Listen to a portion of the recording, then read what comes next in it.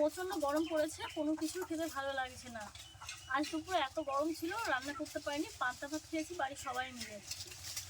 আজ এই রেসিপিটা করার জন্য সকাল থেকেই সব কিছু রেডি করেছিলাম। তো ডাল ভিজিয়েছিলাম, তো শিলনোড়া দিয়ে বাটতে গেলে এখন আমি অসুস্থ হয়ে যাব, তার জন্য মিক্সিতে পেস্ট করে নিয়ে এসেছি। আমি কিন্তু ঘন করেই পেস্টটা করেছি।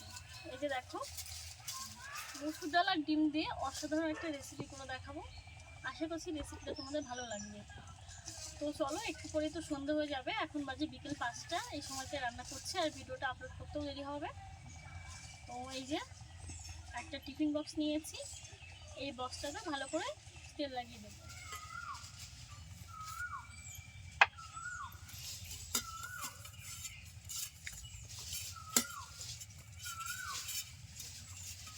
একটু বেশ করে সরিষার তেল দিয়ে দিলাম।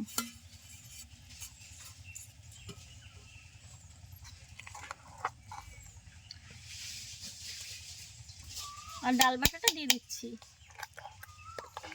আমি কিন্তু একদম ঘন করে বেটে নিয়েছি, এরকম ঘন থাকলেই বেশি ভালো হবে।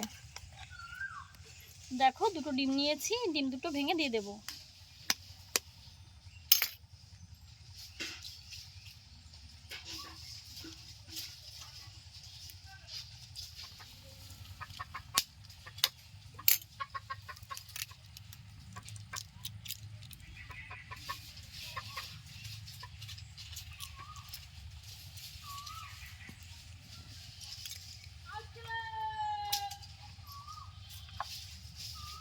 দিয়ে দেবো লবণ ও হলুদ গুঁড়ো।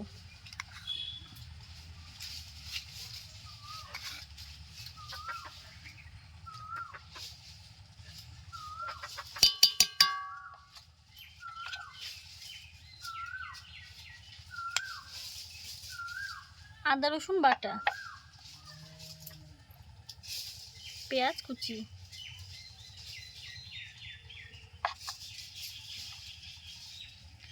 জিরে ধনিয়া শুকনো লঙ্কা গুঁড়ো অল্প করে দিয়ে দেব।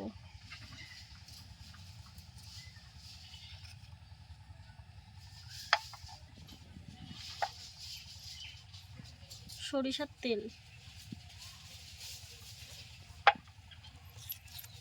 সবকিছু দিয়ে ভালো করে মিশিয়ে নেব।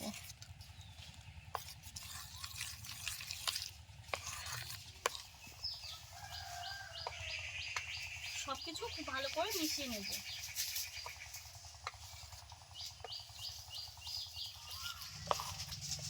ভালো করে মিশিয়ে নিয়েছি, দেখো।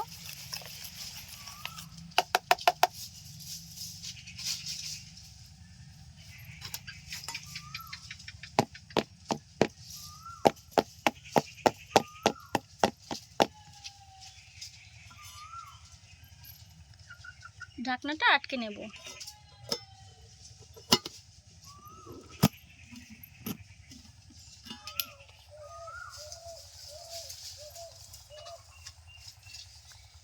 উনুনটা ধরে নিলাম, কড়াইতে একটু জল দিয়ে একটা স্ট্যান্ড বসে তার উপরে টিফিন বক্সটা বসিয়ে দিয়েছি।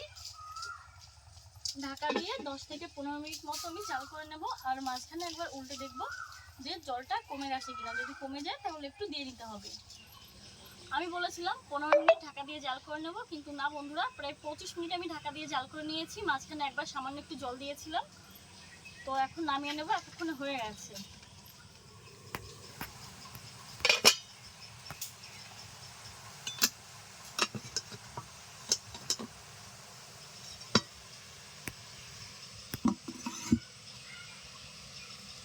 একটু ঠান্ডা করে মুখটা খুলে নেব। ঠান্ডা হয়ে গেছে, ঢাকনাটা খুলে নিয়েছি। তো দেখো, খুব সুন্দর হয়েছে। একটা চাকু নিয়েছি, চারি সাইড থেকে ছাড়িয়ে নেব।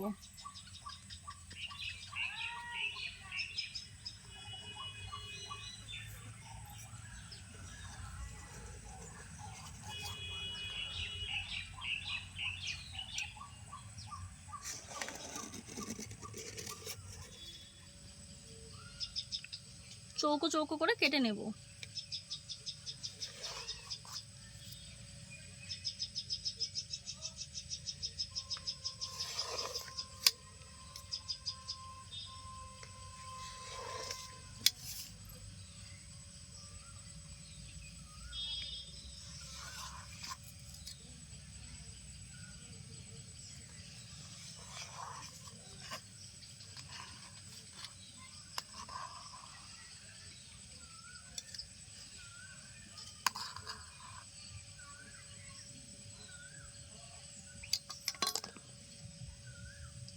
দেখো একটা সাইড থেকে তুলে নিয়েছি, গরম রয়েছে কিন্তু অন্ধকার হয়ে যাবে, তার জন্য একটু তাড়াহুড়ো করে তুলে নিলাম। দেখো কতটা সুন্দর হয়েছে, একটা প্লেটে তুলে নিয়েছি। তো এখন এগুলো ভেজে নেব।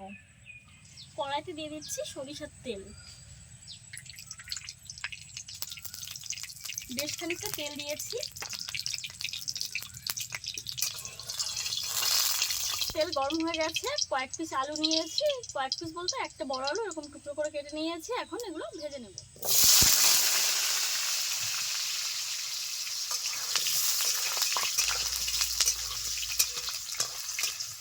একটু লবণ দিয়ে দিলাম, একটু হলুদ গুঁড়ো দিলাম, তাহলে কালারটা সুন্দর আসবে।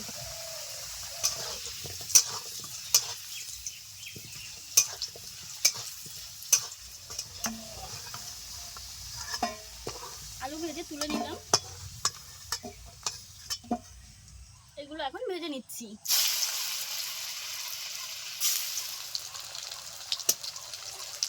মাঝখানে একটু ক্যামেরা ডিস্টার্ব করছিল, তাই এই যে দেখো ভেজে তুলে নিয়েছি, সেটা অফ ক্যামেরায় হয়ে গেছে। বাদ বাকিগুলো ভেজে নিচ্ছি একই রকম ভাবে।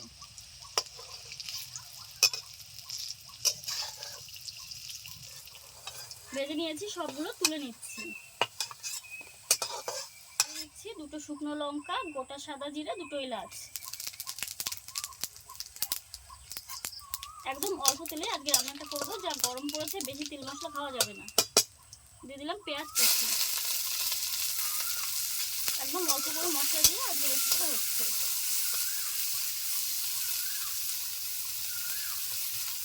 দিয়ে দিচ্ছি জল, দিচ্ছি আদা রসুন বাটা, জিরে ধনিয়া শুকনো লঙ্কা গুঁড়ো,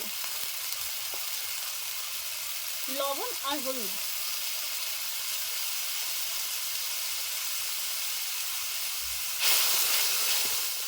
দিয়ে দিচ্ছি ভেজে রাখা আলু।